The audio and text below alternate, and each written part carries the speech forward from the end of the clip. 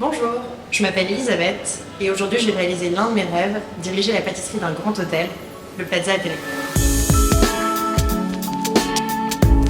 J'ai commencé mon cursus avec des études littéraires classiques et puis j'ai rapidement réalisé que ma véritable passion c'était la gastronomie, les arts de la table, faire de la cuisine et finalement de la pâtisserie.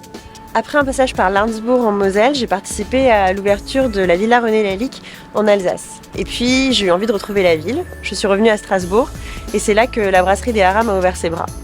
Je les ai rejoints tout de suite en étant convaincue qu'ils avaient ressenti mon envie de m'investir totalement dans leur travail et dans leur restaurant.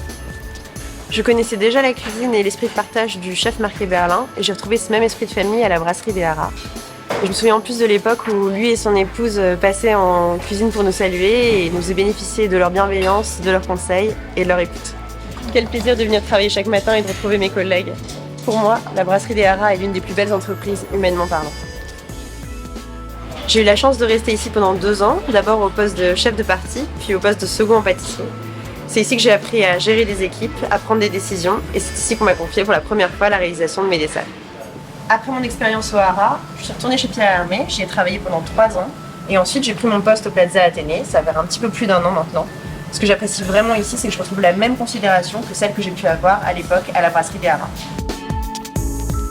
Ce qui est extrêmement enrichissant et épanouissant, c'est que l'hôtel est constamment en projet et qu'on nous propose toujours d'y participer.